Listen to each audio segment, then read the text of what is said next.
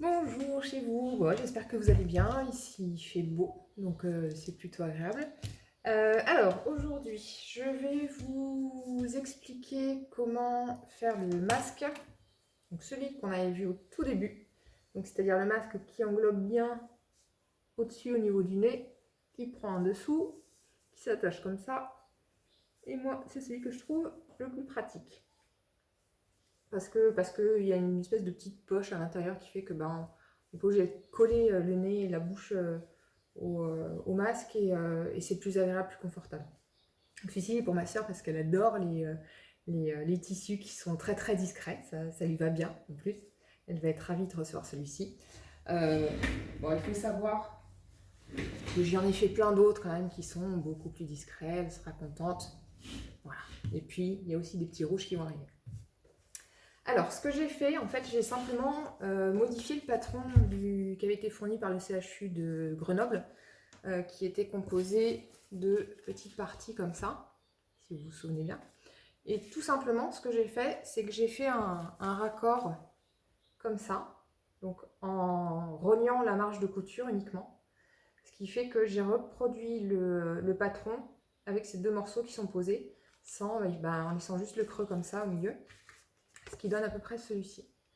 Je l'ai faite, alors ça j'avais récupéré aussi des dimensions sur internet, je l'ai amélioré en rajoutant une pince en bas pour que ça prenne vraiment sous le menton, que ça évite de tomber.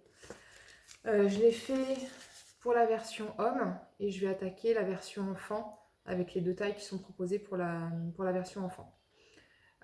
Ces patrons-là, je vais les scanner et je vais vous les mettre à disposition. Donc, je vais essayer de tout centraliser sur mon site internet, parce que j'ai une boutique en ligne où je fais normalement des créations pour bébés. Et donc, je vais essayer de tout centraliser dessus pour que vous puissiez retrouver au même endroit sans forcément aller chercher dans les publications qui ont été faites, de mettre une rubrique patron, tuto, etc. Donc tout ça, je vais vous le scanner, vous pourrez simplement les imprimer à taille réelle. Quand vous imprimerez votre PDF, vous vous assurez bien que la boîte de dialogue dans l'impression ce soit à 100%. Pourquoi? Parce qu'en fait, je vous ai fait un petit repère de 5 cm. Donc vous avez juste à prendre votre règle et vous assurer que quand vous avez imprimé, ça fasse bien 5 cm. Si ça ne fait pas 5 cm, c'est que vous n'êtes pas à 100%, c'est qu'il y a eu un ajustement au moment de l'impression. Et donc du coup, vous n'allez pas avoir le patron en bonne dimension. Ça c'est pareil, si vous avez des questions pour imprimer au niveau de la boîte de dialogue, soit vous cherchez sur internet, soit vous me demandez et puis je vous expliquerai la marche à suivre. Alors, j'ai mon petit patron pour faire ce masque. Trois épaisseurs de coton. J'ai pas mis de watts à l'intérieur parce que bon, j'essaye quand même de suivre les normes AFNOR et il nous demande de mettre 3 cotons type popeline. Donc pour ceux qui ont du mal, hein, c'est avec les tissus, c'est vraiment les tissus de chemise, les tissus de blouse. Tout ce qui va être en coton, c'est pas extensible. Ça reste vraiment un tissage très serré pour éviter qu'il y ait le maximum de pollution qui entre et qui ressorte. Donc voilà. Prenez les chemises de vos mecs, prenez vos blouses qui sont trop grandes, trop petites, qui sont moches. Les robes des enfants aussi, si jamais elles sont abîmées ou vous ne voulez pas vous en séparer, vous les récupérez et vous en faites des masques. Alors, j'ai pris un petit peu d'avance cette fois-ci, j'ai déjà coupé 2 morceaux de tissu. Je vais vous montrer simplement comment je fais pour découper celui-ci. Toujours avec mon friction qui part à la chaleur. Donc tout simplement, je trace le patron sur mon tissu.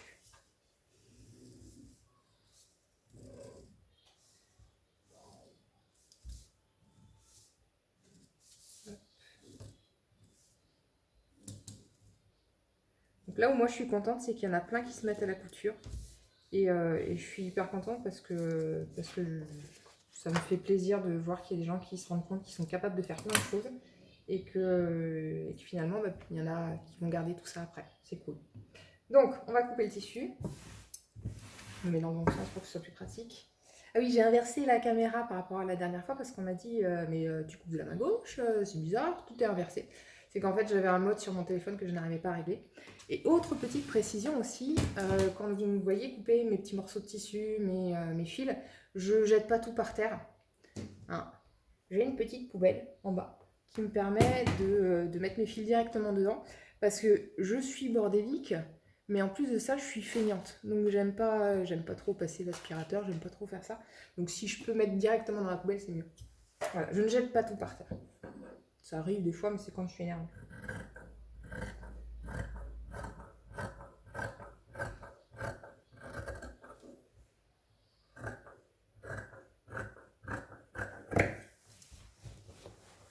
Et là, je le mets sur la table derrière.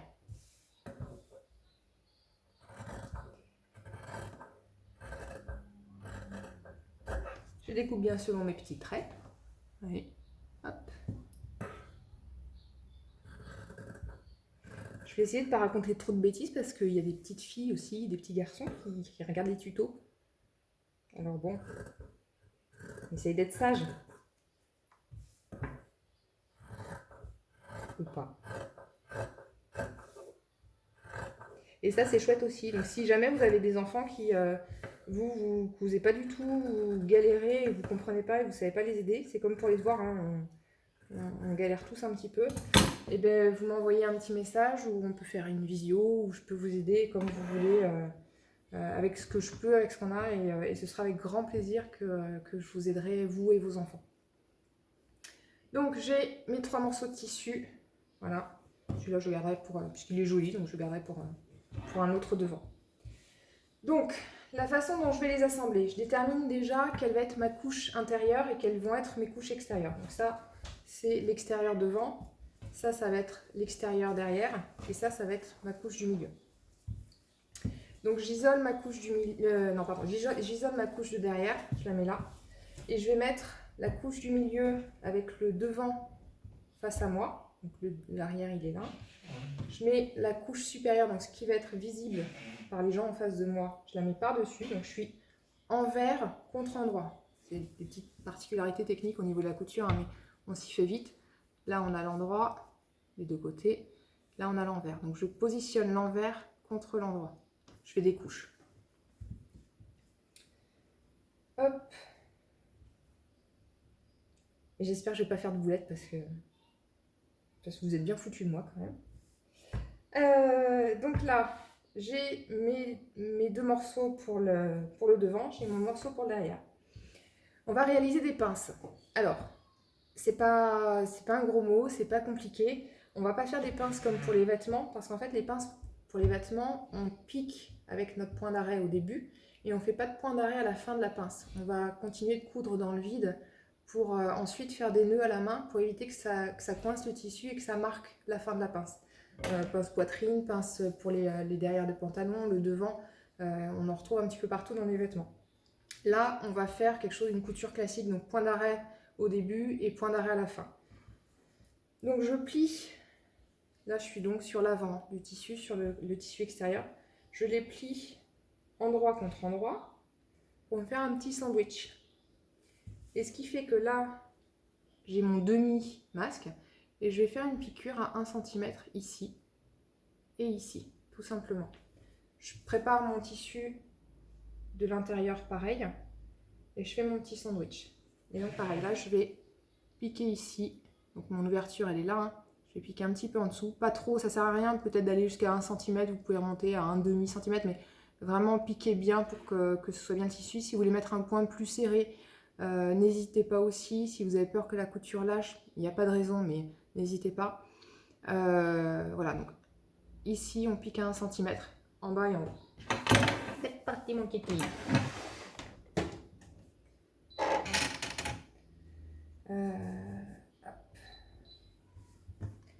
Donc je fais mes petites piqûres de pince. Aujourd'hui je vais utiliser la surjeteuse parce que les 2 derniers j'ai fait que pour la machine à coudre. Il y en a aussi qui débutent avec la surjeteuse, donc il peut y avoir des petites questions, notamment pour tourner le tissu. Je vais essayer de vous donner quelques petites indications avec ce que j'ai. Mais voilà, et pareil, si vous avez des questions, j'essaierai d'y répondre. Je commence à les connaître un petit peu, donc on s'en sortira toujours.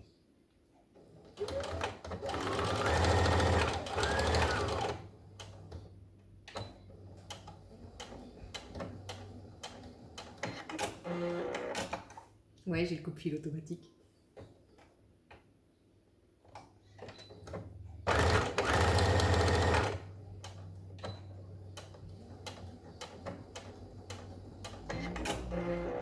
Et j'ai aussi la marche arrière automatique.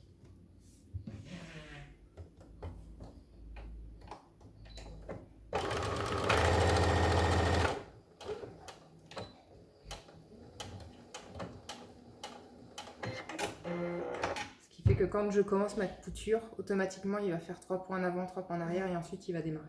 Et quand j'arrête, j'appuie sur un bouton et il me fait la marche arrière aussi.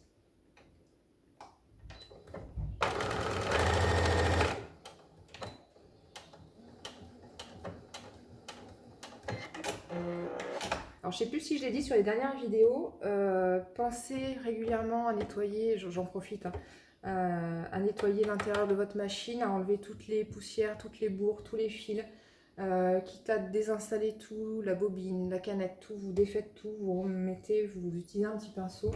Moi, j'utilise le pinceau de ma fille et je prends ça. Et donc, du coup, toute la poussière elle vient dedans. Si vous avez une bombe d'air, c'est nickel aussi, c'est parfait. Un petit aspirateur, voilà. Il n'y a pas forcément besoin de l'huiler, parce qu'il faut huiler uniquement les parties mécaniques et surtout pas ce qui va toucher à l'aiguille, au fil.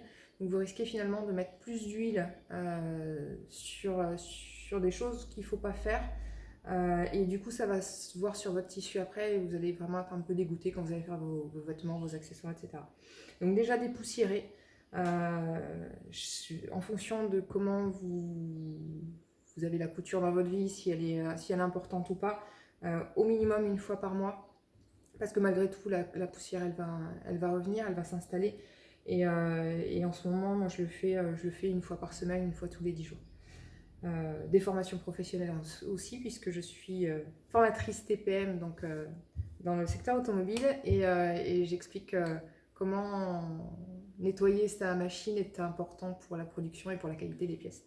Donc voilà, ça c'est important pour moi, c'est primordial. Sa machine, c'est son outil de travail et c'est valable pour sa voiture, pour sa machine à coudre, pour tout ce qu'on a dans notre environnement. Voilà, alors là, vous voyez, j'ai mon petit intérieur qui est formé, donc j'ai pas de couture centrale, hein, on est bien d'accord. J'ai juste mes petites pinces en haut et en bas qui sont là, d'accord. J'entends certaines personnes qui effectivement disent avec la couture ça peut passer.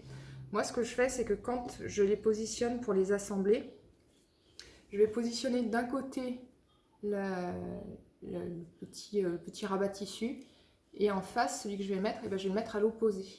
Ce qui fait que je coince et j'évite qu'il y ait une possibilité de passer quoi que ce soit.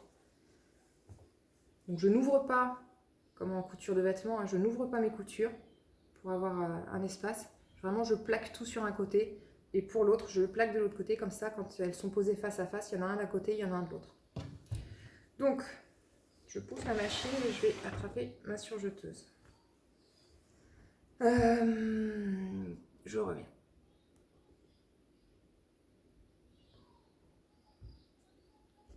J'essaye.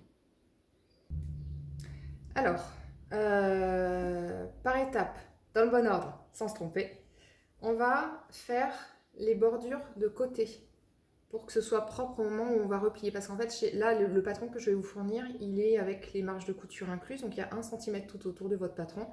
J'ai pas fait comme sur l'autre les deux parties avec 1 cm autour et la troisième avec 3 cm sur les côtés. J'ai vraiment tout fait à la même dimension. Donc du coup, quand je vais plier, il va falloir qu'il y ait une petite propreté, qu'il y ait quelque chose qui arrête le tissu pour éviter qu'il s'effiloche. Donc surjeteuse, vous surjetez tout le bord. Machine à coudre, vous faites un point zigzag ou vous faites un point de surjet en fonction de la capacité de votre machine.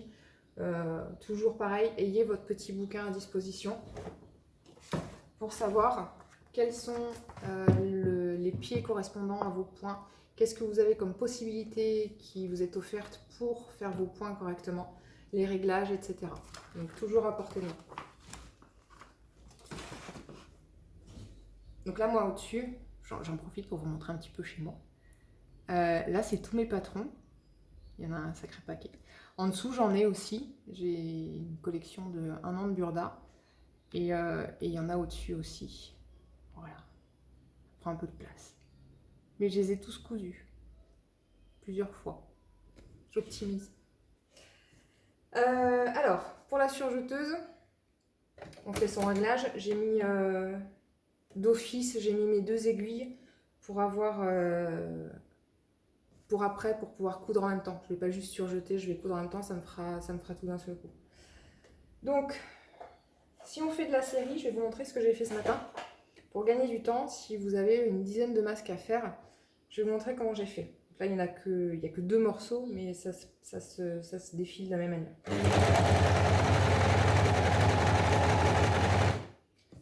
Donc, je vais éviter d'avoir des fils entre chaque. Donc, je positionne vraiment tous mes morceaux les uns à la suite des autres.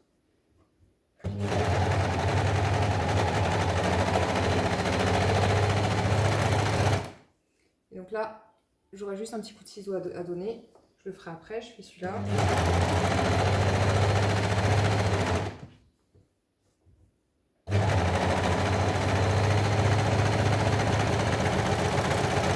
Et ça, c'est valable aussi avec la machine à coudre. Hein.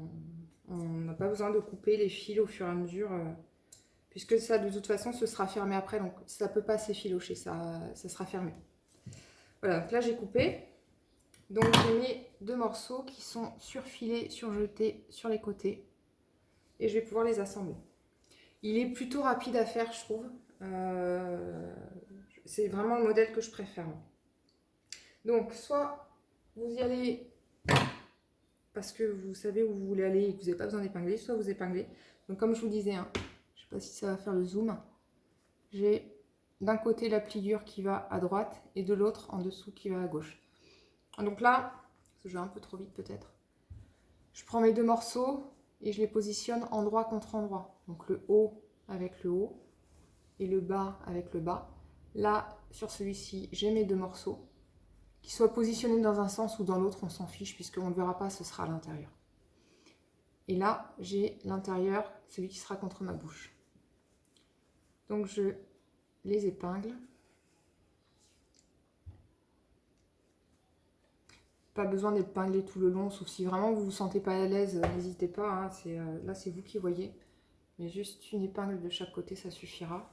Puisqu'après, c'est en fonction de votre rapidité, soit vous êtes à l'aise et puis vous savez faire avancer votre tissu sans problème, soit vous y allez tranquillement, pas de pression. Et je fais le bas de la même manière, toujours pareil, une pince à droite, une pince à gauche. Voilà, j'épingle. Alors attention avec la surjeteuse, avec les épingles, parce qu'il y a le couteau. Alors le couteau, pour ceux qui ne connaissent pas en fait, ceux qui ne connaissent pas une surjeteuse, qui n'en ont jamais vu, voilà comment ça se présente. Donc là, vous avez tout l'intérieur, vous avez 4 bobines de fil qui sont enfilées avec un ordre très précis, parce que si ce n'est pas le cas, ça ne va pas boucler de la bonne manière. Donc avec des passages, en fonction, il y a des codes couleurs, c'est plutôt bien fait. Si vous n'en avez jamais utilisé, je vous conseille de prendre un cours avec une professionnelle, ça fait gagner beaucoup de temps et puis elle va vous apprendre plein d'astuces. Donc vous avez les boucleurs qui se trouvent ici. Là vous avez un couteau amovible, donc en fait c'est ça qui va couper le tissu de façon très propre. Donc si on n'en a pas besoin, on le baisse, et sinon on le laisse sortir. Là vous avez vos aiguilles, et ce qui fait que votre tissu il va jamais bouger parce que vous avez un pied qui fait ce qu'on appelle un peu le double entraînement, et ce qui fait que votre tissu il va jamais glisser. Donc si vous cousez du jersey, d'une matière qui soit souple, qui soit fuyante, comme celui-ci par exemple. Celui-ci est très joli, très rose fluo. On peut en faire des foulards, mais c'est très fuyant. Donc ça peut être compliqué à coudre. Soit vous l'amidonnez avec de la fécule de maïs et de l'eau pour pouvoir le coudre plus facilement, soit vous utilisez directement votre surjeteuse si vous pouvez. Donc voilà la bête, comment elle se porte, et vous avez vos 2 aiguilles, une des deux peut être enlevée en fonction du point que vous voulez utiliser. Donc vous avez les réglages qui se font. J'ai la chance, c'est un réglage automatique. Il va falloir que j'apprenne à la régler, puisque si je passe le CAP l'année prochaine, il va falloir qu'on fasse des réglages de machine. Donc j'apprendrai. Et donc j'épingle là. Donc pour cette couture, soit vous utilisez votre surjeteuse, soit vous utilisez votre point droit de la machine à coudre. Pas besoin de surfiler, pas besoin de surjeter. Moi je le fais parce que c'est plus rapide. Puis en même temps, je vais vous montrer comment on positionne les doigts en fonction de l'orientation du tissu. Je fais bien mes réglages. Alors, là, je vais avoir une partie, oh là là, c'est vieux, convexe. Ouais, ça doit être ça. Convexe, donc je vais orienter mon tissu et je vais essayer de le mettre le plus sous l'aiguille possible. Pour le concave, si c'est le contraire, vous me le dites. Hein. Ça ne changera rien, la vidéo elle sera toujours là, mais au moins j'apprendrai quelque chose. Là, ce que je vais faire, c'est que là, il y a un creux. Donc, je vais avoir ma piqûre qui va se faire ici. Et là, je vais étirer au maximum le tissu pour pouvoir faire comme si c'était une couture droite. Mais vu que le tissu est coupé et que le point est un peu élastique, quand je vais lâcher, ça va revenir comme ça. Donc, ça va garder bien ma position. Mais pour que ce soit plus facile, on étire au maximum. On ouvre, on peut le faire même sur un angle. Là. On ouvre l'angle au maximum et là, on fait une piqûre droite.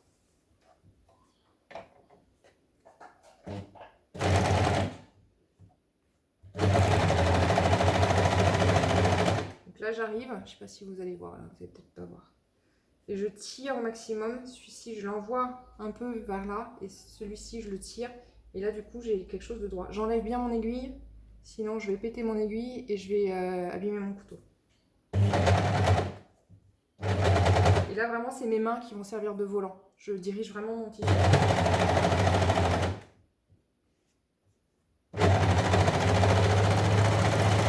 Voilà. Donc soit on coupe au ciseau, soit on coupe avec le couteau. Comme on veut. Et je fais le haut. Le haut, c'est pas le plus simple. Ça demande un petit peu de pratique. Parce qu'il y a la partie en haut qu'il faut arriver à ajuster.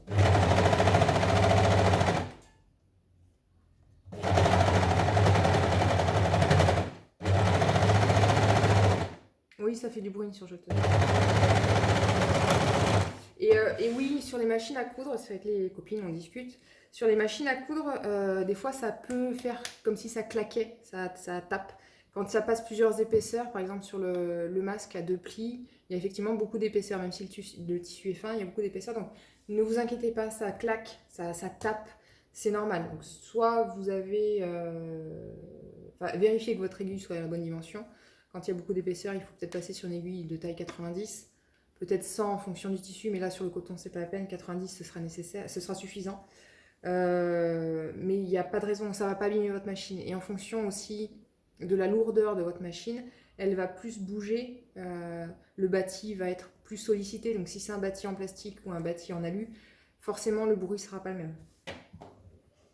Je cause bien. Hein. Je remets la surjeteuse en place. Vous avez vu, j'ai pas dit de bêtises encore. J'améliore. Je deviens chiante. Oh, pas de gros mots, on a dit. Alors, je coupe mes petits bouts, mais ça c'est pareil, c'est pas... Vous n'êtes pas obligé. C'est une habitude à force. Oui, la poubelle, hein. On est bien d'accord. La poubelle. Pas par terre.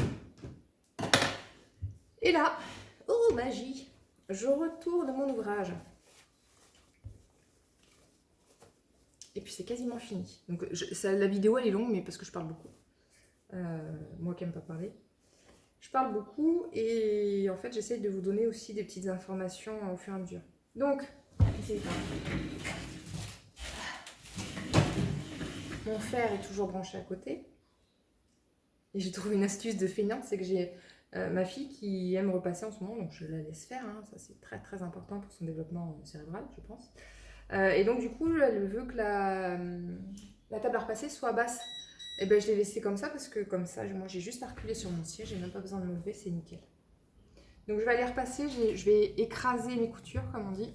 Donc si vous avez peur de pas bien et que ça rentre, de pas bien les sortir, vous tirez un peu sur votre tissu, vous avez votre doigt qui est à l'intérieur, vous poussez, et puis là vous écrasez avec le doigt, et puis vous allez le plaquer comme ça et vous pouvez le repasser comme ça.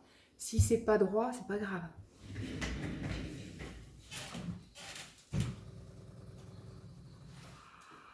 Je suis toujours là, hein. Je repasse. Je peux peut-être faire pause d'ailleurs, vous n'avez pas besoin de m'attendre pendant que je repasse. Voilà, c'est repassé. Alors, j'ai pas de télécommande comme on me l'a suggéré. Donc du coup, j'appuie sur pause sur mon petit téléphone, c'est pas grave. Donc, j'ai repassé. C'est pareil, c'est pas une étape qui est obligatoire. Je sais que j'ai l'habitude de toujours tout repasser quand je fais de la couture. Mais que quand je fais de la couture. Et du coup, bah, je le fais systématiquement parce que ça positionne vraiment bien le tissu et c'est plus pratique après. Pareil, avant de découper votre tissu, vous le repassez bien, ce sera beaucoup plus facile. Sinon, vous allez avoir des zigzags, des tordus, ça peut être pratique. Donc là, puisque j'ai eu ma copine Caro qui m'a dit tu m'as dit que ça passait, que ça rentrait, et que ça passait, ça rentre pas. Elle a du mal des fois à sortir le cordon avec notre petit ustensile. Celui-ci. Donc, c'est peut-être un problème de taille de coulisse. Il est peut-être un peu juste. Ou alors, effectivement, bah, il y a le problème des plis sur le masque de plis. Là, il n'y aura pas ce problème, ma petite Caro. Ça va être cool, tu vas voir. Donc, vous faites simplement un petit repli. C'est juste ça. Puisqu'en fait, on a fait la propreté avant. Il fait pas la... Il ajuste pas, hein. Il peut pas ajuster. T'es con, t'es con. Ouais, tant pis. Oui, c'est important, je vous ai dit, hein, d'avoir un matériel de professionnel, c'est très très important pour être crédible. Donc, vous faites un petit repli. Moi, je le fais d'un peu plus d'1 centimètre. Un poil plus. Et je pique tout simplement en point droit.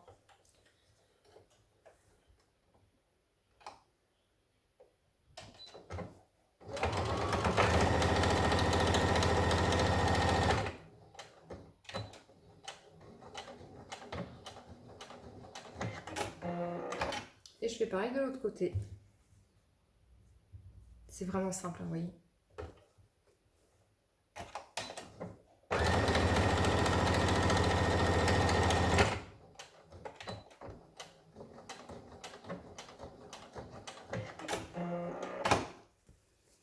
Le masque est fini. Il y a juste à mettre les petits liens. Donc des liens, on a dit, de 80 cm. Ouais, je suis pas si mal organisée que ça quand même. À force. Donc 80 cm.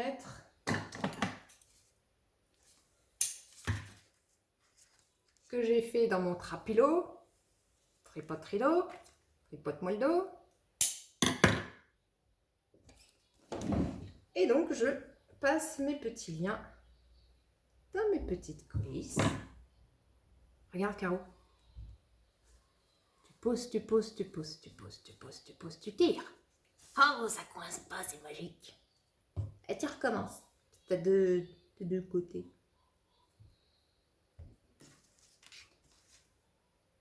Tu glisses. Tu vises.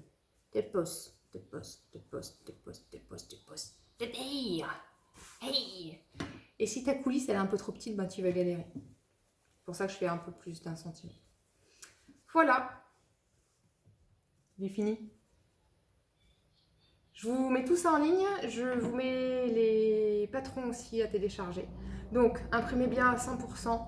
Ne le faites pas depuis Chrome, Excel, etc. Ouvrez vraiment la boîte de dialogue de PDF. Comme ça, vous allez avoir vraiment quelque chose de propre, de nickel. Faites un test. De toute façon, je vous dis, je vous mets l'échelle de 5 cm. Si ça ne fait pas 5 cm, c'est qu'il y a une couille dans le potage. Ça ne va pas. Donc vous revérifiez tout ça. Je vous mets aussi...